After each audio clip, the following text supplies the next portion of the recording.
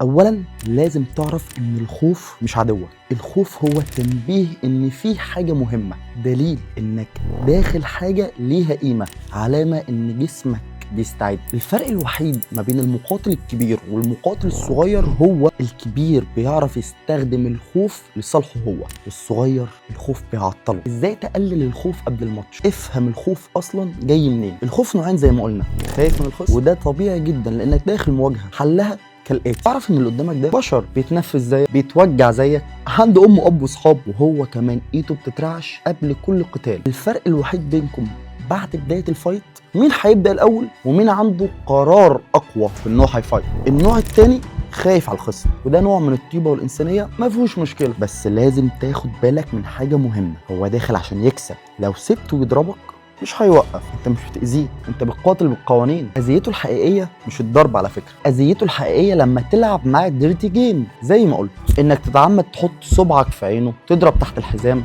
تضرب خلف الراس. هو ده فعلا الاذيه اللي انت ممكن تعملها للخصم، غير كده انت بتفايت زي الرجاله زيك زيه. ثانيا ازاي تفصل عن الجو النفسي بتاع البطوله؟ بعد الميزان امشي على طول، ما تتفرجش على اي ماتش وما تحللش اي تقنيات او تكنيك، لان كل لقطه انت هتشوفها هتعمل عندك سيناريو وهمي. وزي ما قلت لك انت مش اللي على الحلبه وخصمك مش هو خصمه. تسخين مخك قبل عضلاتك. اغلب الناس بتعمل العكس، بتسخن عضلاتها وبتنسى دماغها، يدخل الفايت دماغه نايمه وغايبه. لا، دماغك لازم تفوق، تفكيرك لازم يشتغل، قرارك لازم يثبت. وده بقى تعمله ازاي؟ اول حاجه انت بتطلع من المود، خليك بعيد عن زحمه البطوله. هتطلع بره هتاكل كويس، يستحسن الاكل اللي انت هتاكله ده يبقى على علم بيه مدربك لانه هيفرق معاك جدا في الفايت، او يستحسن انك تسال فيها دكتور احسن من مدربك لو مدربك ما عندهوش النوليدج الكافيه. 2 خد راحتك في التسخين قوي، مش هبالغ لو قلت لك ان انت ممكن تقعد ساعه بتسخن او اكتر، طول قوي. خد راحتك في الاسترتش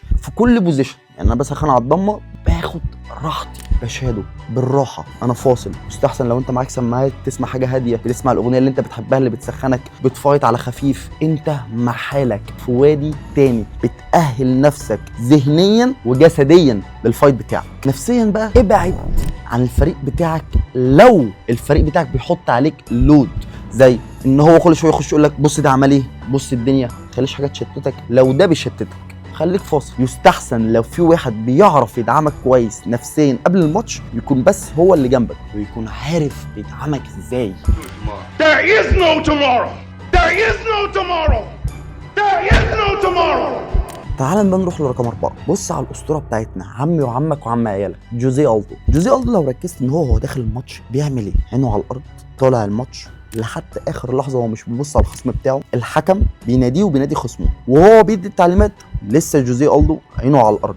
لو بصك على الخصم هيربكك ما تبصش. جوزيه ألدو اللي ما خسرش من 2005 ل 2013 بيعمل التكنيك ده ويرجع تاني عند الكيج لسه بص على الارض. واول ما الحكم ما يقول فايت هو مش بيبص على اللي هو داخل يلعبه، هو بيبص على اللي هو داخل يكسبه. الفايت زي كلمه كاتش، هاته. اول ما عينه بتترفع على الارض بص على خصمه اللي هيخلص عليه، انت مش داخل تضربه، انت داخل تكسب الماتش. اخر نقطه، ودي صدقني اهم نقطه، ودي اتعلمتها من 2 كابتني اسلام فوده ورفيق الدرب يحيى سماحه. ضربت على الكيس ياما، فايت كتير، عورت حد، تعبت قوي عشان توصل لليوم ده. كلنا طلبوا منك قبل الماتش هتعزم نفسك برضه وهتقعد مع حالك.